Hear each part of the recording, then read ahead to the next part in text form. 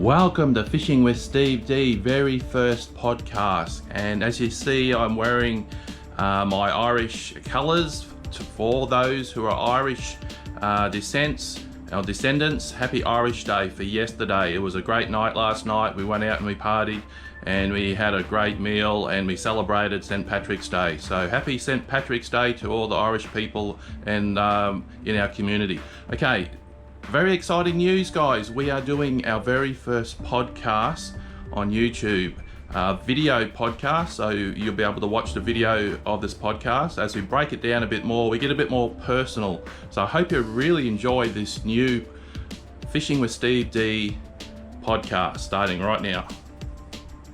Well, welcome to all the people that are listening to this audio podcast, and welcome to the guys who are watching this podcast video. Well, in this video we're going to be talking about why you should be catching redclaw yabbies, and basically the tail meat is 2 to 3 times thicker than prawns. So they taste very similar to prawns in the clear water dams, especially here in southeast Queensland.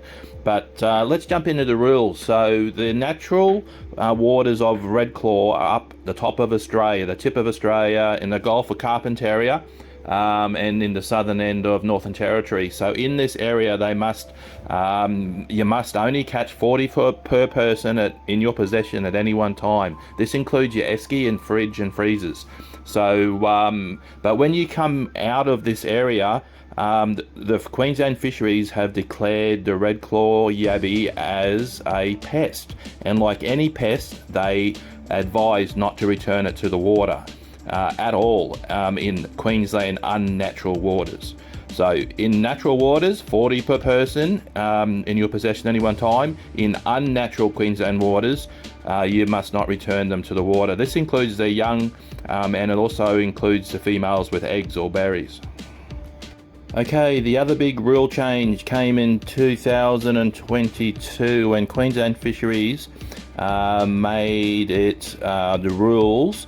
You must use a 5 centimetre ring when you are fishing in the Queensland or the East Coast Queensland non-tidal freshwater rivers. And you see by this diagram here, on the east side of the range line you have to use a 5 centimetre ring. This is mainly because of the platypus and the other wildlife that were getting drowned. Queensland Fisheries had a meeting, and a ruling was made recently that since the 5 centimetre rule, ring rule has been introduced, there has been no increase to any further wildlife drowning. So they have decided, and the working group, which has taken 12 months to look at all this and is regularly looking at this, has decided not to ban the Opera House style funnel pots in Queensland at the current time. Now on the west side of this range line in this photograph, you're allowed to use up to 5 to 10 centimetre rings in all lakes and rivers. Now if you're on the lakes on the east side, you can also use up to 5 to 10 centimetre rings in all Queensland SIPs, impoundments and dams. Now just check out this 57 centimetre massive redclaw caught up in central Queensland at Callide Dam by Andrew. Well done, Andrew. That is a huge redclaw. Now they don't normally grow this big. They grow to about 30 centimetres to 40 centimetres in about 2 to 3 years. And I'd like to say hello to all the American viewers that are listening to this podcast. I hear that you guys have got redclaw now over in Texas and California. And they will do what they've done here. They will spread continually throughout your area. So a lot of these tips that I'll have in my videos, make sure you check out my other videos and my upcoming new podcast videos. You'll be able to use for your redclaw over there, and you also will be able to use it for the crawfish as well. So redclaw normally live to about 5 years, and in that time they'll get about the 30, 40, 50 centimetres size. Now let's have a talk about the tail meat. The tail meat is quite delicious, and you can add it to a lot of different foods like pastas, fried rice, stir fries, salads, and you can really be quite adventurous. Make sure you check out our recipe videos on my YouTube channel as well, guys, as a lot of the members have put together some really interesting cooking recipes here. Now, I'd like to talk to you about the mesh size rule. This is very, very important, and Queensland Fisheries state on their website and Facebook page that red claw pots must use a 2.5 centimeter mesh size rule when you pull them together and you measure the longest part. Now guys, this is very important because there are pots out there that don't comply. So if you want to use the pots that comply, demand the Fishing with Steve D products, and so you will know you will be using the right pots and mesh that comply with all the Queensland Fisheries rules and regulations. Welcome to Fishing with Steve D. Well, one of our local newspaper writers has asked me to talk about some beginner tips, and we're going to be doing that right now.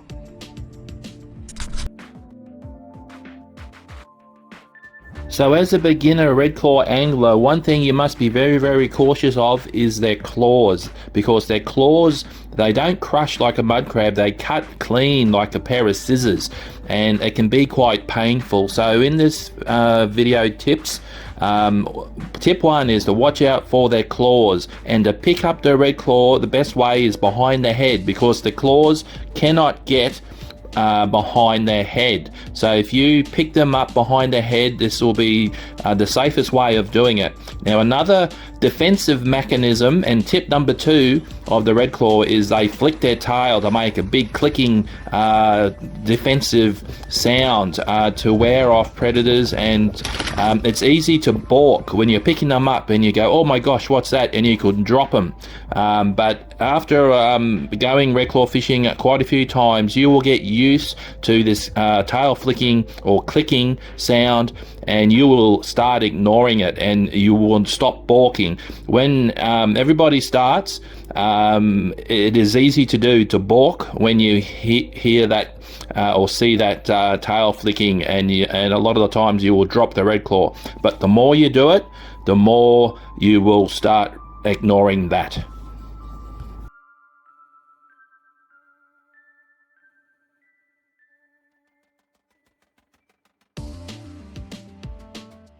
And one of the biggest tips that I can give you is to mix your baits. When you are starting out red clawing, make sure you have fish flesh is a real biggie at the moment. When the floods come especially, that's all you should be using. It is outstanding. But mix it in with all your other vegetables like your rock melons and your kiwi fruit and your dog biscuits, your chicken necks, your lamb livers. Try a few baits that you normally wouldn't think of using, like up at Bundoomba they were using oranges. You wouldn't have thought of that. Another guy was using potatoes. He didn't even wash them, he didn't even half cook them or half cook them, he just put them in raw, and he caught a whole stack of red claws. So mix your baits and try new baits that you would not think of, and you might surprise yourself, guys. And tip number 4 is really, really a huge tip. Anglers in the know are using our 2 bait bottles, and have a look what Mick's been doing. He's been using 2 bait bottles and listening to my tips, and he caught 96 red claw in 2 of our heavy duty pots, our 4 entry pots. So it's very important because the red claw will push them around in packs of 4 to 6, and it releases a lot more burley, and it's going to help you catch a lot more red claw, guys. Because the bait bottles have the correct holes in them, and it releases a lot more consistent burley, which is going to catch you a lot more red claw. You can get your big iced coffee bottles and you can try to put your holes in it, but it's not the same. These bait bottles are professionally made with the correct amount of holes in them that will release a lot more burley, and I can't be any more clearer or plainer than that, but it will catch you a lot more red claw. And tip number 5 is to use a red claw pot that has a built-in bait bag, like our 4 entry Australian designed improved designs with the built-in bait bag. So Mick here has been listening to my tips. He's also been using the 2 bait bottles, as well as putting in the rock melon and park cooked sweet potatoes in the bait bags, and using them together to work together to catch a lot more red claw. So just because the bait bag is in the red claw pot, you still need 2 bait bottles. It is very important, guys. And we are up to tip number 6, and tip number 6 is related to when you are cooking the red claw after putting them in the freezer or on ice to kill them humanely, is to cook them in salty water. You can either use seawater if you're close to the sea, or you can just add your table salt or other salts to the water. This will bring the flavor out. And tip number 7 is to use a red claw pot that is collapsible flat, because when it collapses flat it uses a lot less room and you can store it in a lot less spaces, so it's more convenient. So our red claw pots all are collapsible flat. And tip number 8 is to use our exclusive clip-in rings rigid design that has a male-female part, and they're just like normal rings, but they are strong, but it allows you to change your ring size in the entrance in minutes. This is really good when you're fishing lakes and rivers. It makes it a 3-in-1 design, and it is our exclusive Fishing with Steve D design, Australian design, which I've designed, and it is really next level. It'll save you expensive buying too many pots, and you can save a lot of weight when you're traveling and touring around Australia. And we are up to tip number 9, and it is a very, very important one, is to use upward facing rings. Now, if you have a look at this next video, a special thank you out to Nilo's Images. If you want some professionally photographer photographs and you're up in the Townsville North area in Queensland there, look up Neil Images. Neil Images helped me with this footage. The straight rings, you can see the red claw walking in and out at their leisure, but the next following video is our upward facing rings, and you can see there's a whole stack of red claw walking in, but there are hardly any walking out, and this is really encouraging, and it really gives a status, and it says that our upward facing rings works, guys, and it'll help you catch a lot more red claw when you're out red claw fishing, and that's what it's all about. You want to increase your chances and opportunities to catch a lot more red claw, and as you have seen in these 2 videos, you can have a look for yourselves and you can see the straight rings and how they walk in and out at their leisure compared to the our upward facing rings, how a lot of them are walking in but none of them are walking out. This is very, very important when you are red claw fishing. Now, there's a couple ways that you can do this. You can tie the bottom of the rings together and pull them up so it's upward facing angle, or you can clip the rings in 7 holes back at the top and 1 hole in back at the bottom, so that it will give you the same upward facing rings designs. Like I said, a special thanks to Nilo Images. Look them up on Facebook if you want some professional photographs done. He is next level. Thanks. And tip number 10 relates to when you are going to cook and eat these red claws. So when you freeze the red claw tails, and it is best to defrost them before you're going to cook and eat them out of the freezer, and this separates the meat a lot easier from the shell. So unlike when you first do it, it's a lot harder to separate the meat from the shell, but after you freeze them in the freezer and defrost them, it is a lot easier to peel out the meat from the shell after it's defrosted and just before you're going to cook and eat them. This works really well, and it works a lot better when you're preparing the red claw to be cooked in naturel, or if you're going to add it to other dishes like your fried rices, your pastas, your stews, your stir fries, and a whole stack of other different recipe ideas. Guys, make sure you jump on and check out the recipe videos playlist that I've got. There's a whole stack of different ways of cooking red claw, adding them to a whole stack of other different dishes, and please check it out and watch them. Thanks very much. Jaden and Hayden, they came and they bought a 3-entry economy pot, and they also bought one heavy-duty pot, and off they went to the lake, and they caught these yabbies this locally here in southeast Queensland with our products. They were that happy. They sent the photos in straight away, and they were saying they are looking forward to buying some more so they can catch even more yabbies with our red claw pots.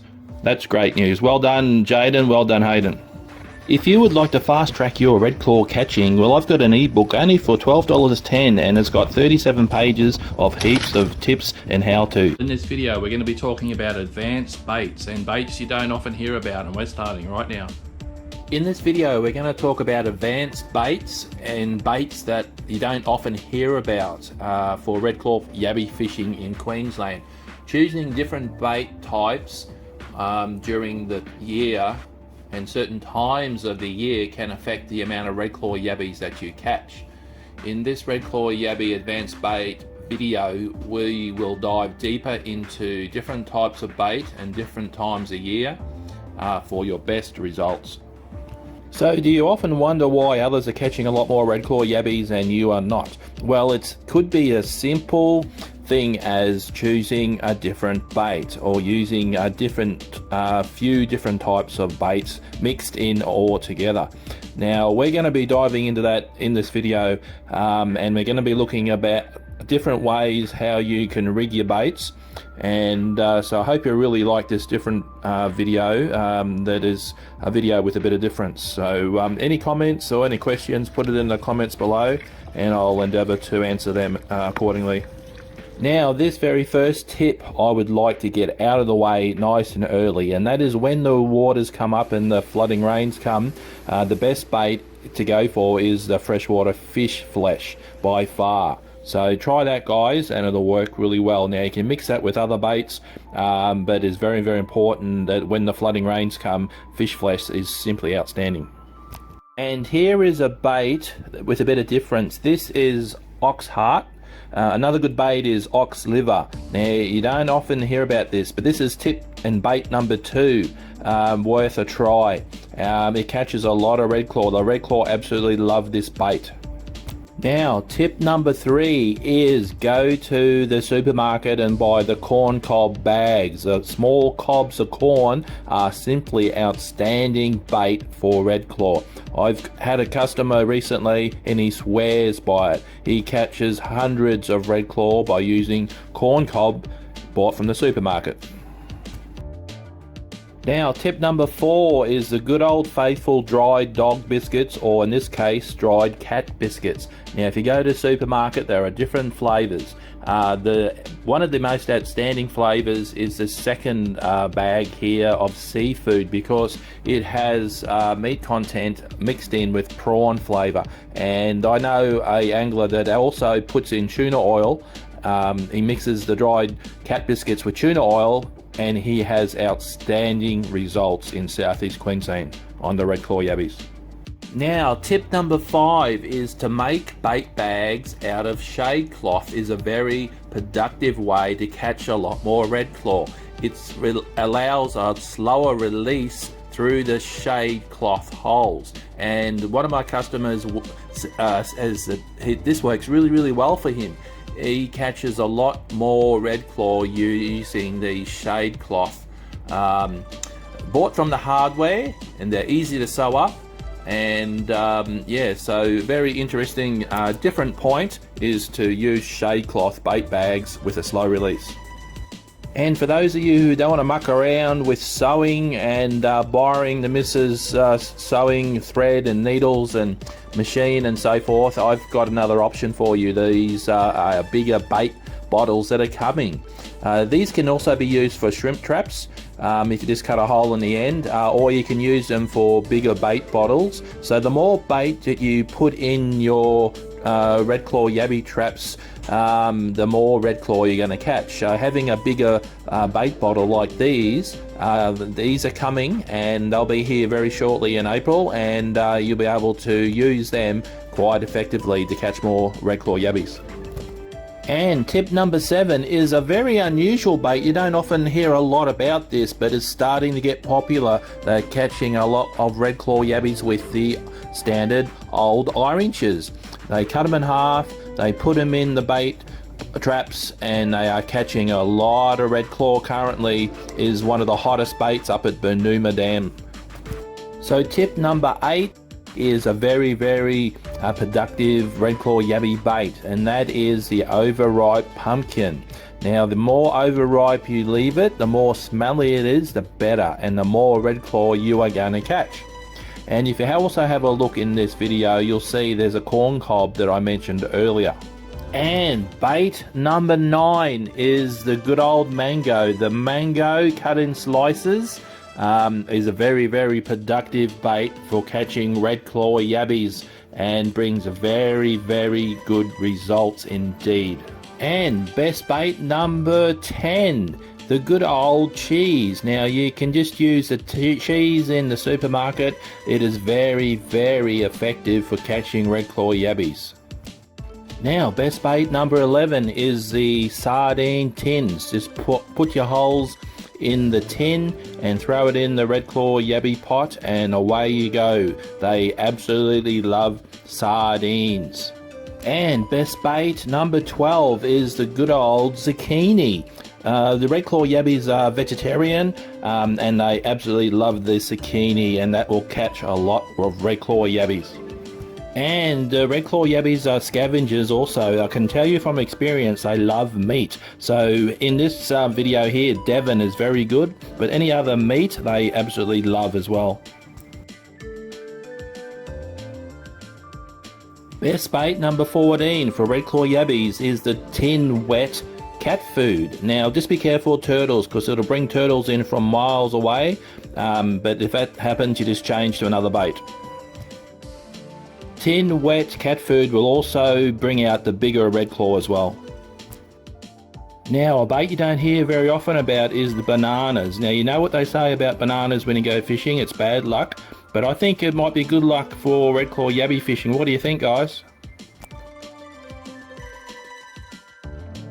Best bait number 16 for red claw yabbies is the rock melon. Now rock melon can be a bit of hit and miss. One trip it can be really productive, the next trip it could be a real dud. Best bait number 17, and a bit different, is the old spud. Unwashed, uncooked. A lot of anglers are actually just putting it in the pots, and they're catching a lot of red claw yabbies. Best bait number 18, and you don't hear very often about this one, but it does really well on catching red claw yabbies, and that is the standard old apple. The apple is very sweet and very nice to the red claw, and they just absolutely love it. And best bait number 19. Now a few of you guys might have heard of this already, but watermelon skins is really good bait for red claw yabbies. Now before we reveal the next top bait for the red claw yabbies, let's have a look at some ways that you can put the bait in your pots. And here are the clear slow release bait bottles. Now these are really good if you're going away for 3 days. You put 3/4 of the biscuits in there and you allow for the water to swell it up, and it's a very slow release. These work really well when you put 2 of these in each pot. Now these are the clip-in bait containers, so the blue locking washer clips in through the mesh and clips it in stationary. Really good for cheese and fruit and vegetables. But a little tip that one of our anglers has worked out, you can actually cable tie these in, because you want the red claw to push it around. The more the red claw push the bottles around, and that releases a lot more burley, and you'll catch a lot more red claw. But if you want something super sized so you catch a lot more redclaw with more burley and more bait, well, have a look at these bait bottles that are coming. Just send me an email and I'll be able to help you out. Or if you want a cheaper option with your vegetables and fruit, have a look at these bait bags. They're about $7 each and they're another good option. Okay, without further ado, let's have a look and jump into probably the best bait for redclaw yabbies when you're fishing up here in Queensland. And we're going to jump right into that right now. Now guys, if you want to have a copy of all these advanced baits, I'm actually doing a ebook for advanced baits for redclaw yabbies. So if you want some of those, also send me an email and we will be able to help you out. So the best bait, number 20, and probably the best bait out of all these is the sweet potato that is half cooked or par cooked, they say.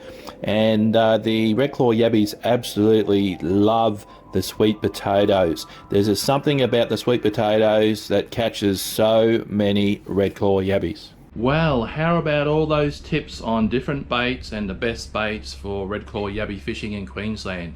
Now please do me a huge favour and smash that like button, and please subscribe to my channel, guys. We look forward to bringing you more video content very shortly. Until then, stay safe. This is Fisherman Steve D signing off. God bless.